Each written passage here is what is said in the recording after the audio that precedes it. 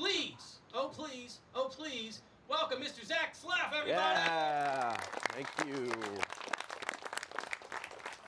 Thank you. Hey. Guys, give it up for yourselves one more time. Thank you so much for coming out here tonight. What a lovely audience. And give it up for your host and for the people who put on the show. They are just terrific. It's lovely. Look at this place. Look at this place. This place is beautiful. I'm glad my wife's not here, because she would have been all like, why didn't we get married here? No, it's fine. We had our wedding in New Orleans. She really wanted to get married where Shia LaBeouf went crazy. So, hey guys, July's about to be over. It's too bad. Did everybody have a nice July? Anybody go to the beach or anything like that? You know, celebrate 4th of July and stuff? I had a nice July. There was something weird about this July though, because of all this America 250 stuff. I kept getting asked this question that I haven't been asked since I was like 8 years old. And the question is, am I proud to be an American? Am I proud to be... Guys, I'm not even proud of my own comedy. Like, I'm not... Like, I was playing bass earlier today. I was like, man, I suck. I was like, I'm not that proud. Like, do you know how good I would have to do tonight to be proud of what I'm doing up here? Somebody here would have to die of laughter if I was going to actually be proud of what I'm doing. The younger, the better. Oh, yeah. If you're old, it's too easy. Oh, man. One thing I am a little bit proud of is I did get married earlier this year. Yes, thank you. But what I'm actually proud of is that I got married before Taylor Swift. That was kind of nice. And it was funny, you know, when Taylor and Travis first got together, I was like feeling a little like weirdly patriotic about it. Like, I wouldn't tell that to people because they'd be like, you're a weirdo. But I was like feeling, you know, like two American talents coming together, one from sports, one from music. It felt like a real, true American love story. I mean, I'm a guy who can barely read, and my wife is very literate, so it felt pretty relatable to me. But then the way that freaking wedding went down, man, Jesus Christ. In the middle of Manhattan, blocking off 8 streets, you know, around Madison Square Garden, my favorite venue where my Knicks play. Kind of bastardized the place a little bit, not gonna lie. You know, invited 1,000 of the worst people you've ever heard of, except Blake Lively. You know, while we all suffered in the blistering heat. That really is a true American love story. It feels pretty on brand, not gonna lie. I try not to talk about my wife on stage too much. I don't want people to think I'm a wife guy. Does anybody know what a wife guy is? A wife guy is a guy who talks way too much about his wife. And that's not what I want to be.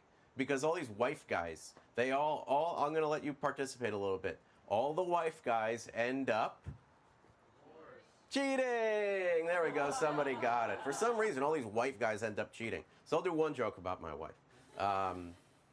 My wife's been trying to get on Jeopardy for the past couple years. She's been working really hard. I want to help. I'm trying to help her study. She's very, very smart. I do think she'll get on sometime in the next couple years. And again, I've been helping her study and everything. I definitely want her to get on. I don't really care how she does, frankly. She could lose. She could come in third. She could lose money for all I care. I don't really care. The only reason I really want her up there is because, you know, she'll be looking fine as hell up there. You know what I mean?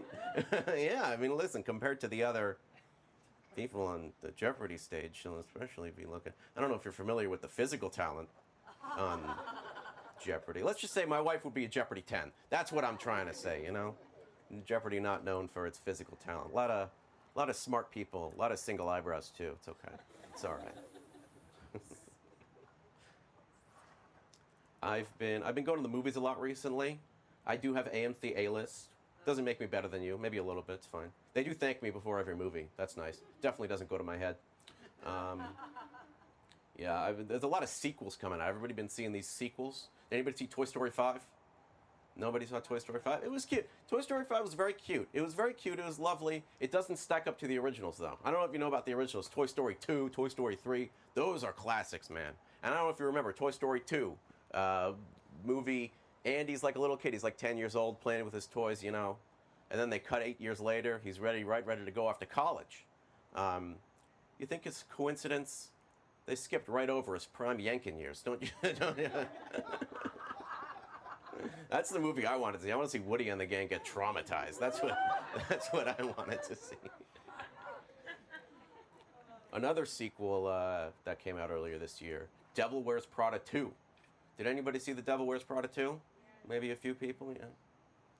Devil Wears Prada is a great movie. It's a movie for women, generally speaking. It's a movie about an abusive psychopath that torments people. And if you show it to its target demographic, they're going to watch it and say, wow, that is one abusive psychopath that torments people. But then you make the exact same movie, but you make it for men.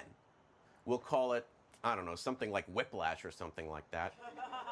And that's a movie about an abusive psychopath that torments people. But if you show that movie to its target audience, all those bros are going to be like, yo, that was so inspirational, bro. I want to be just like that guy, bro.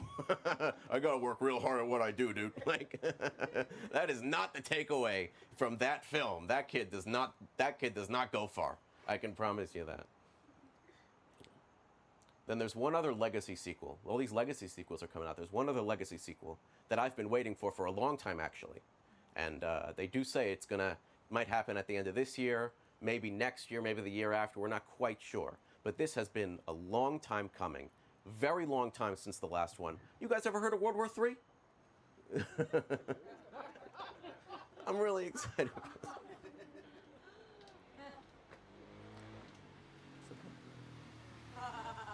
Whoa, that's a cool motorcycle.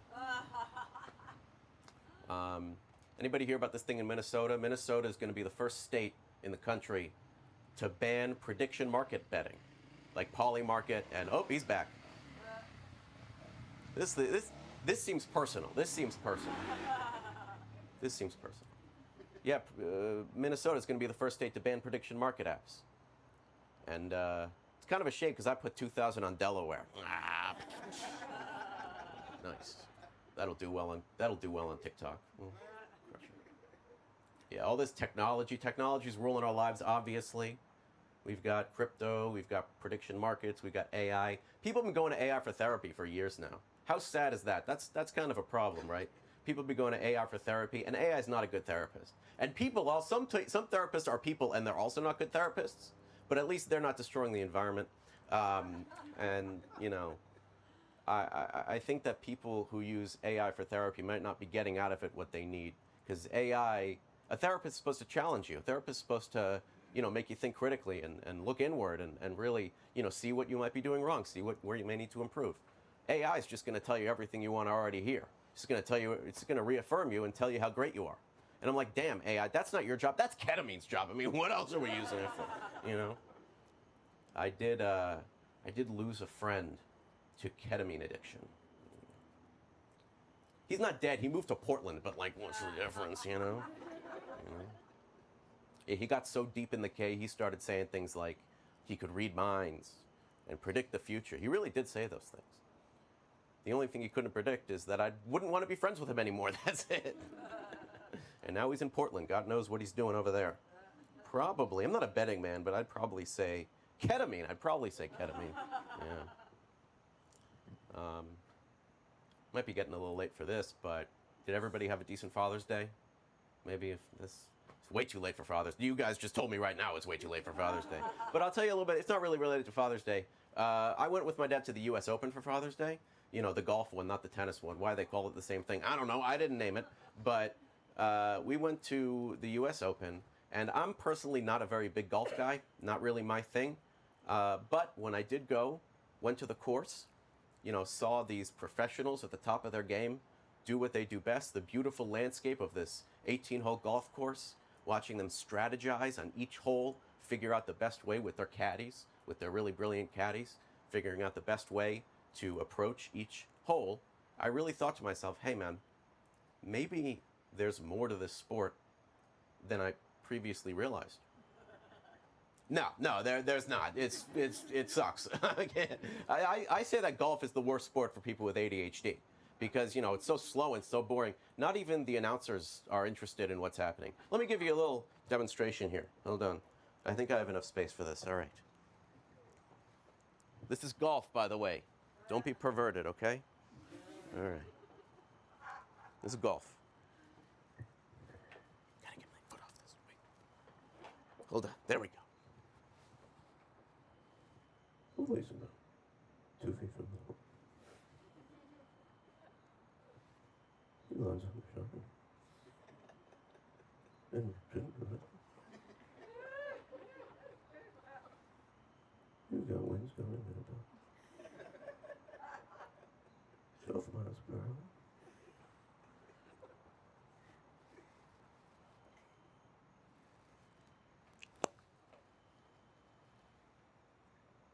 It's good. All right, I'm Zack Slaff. Thank you so much.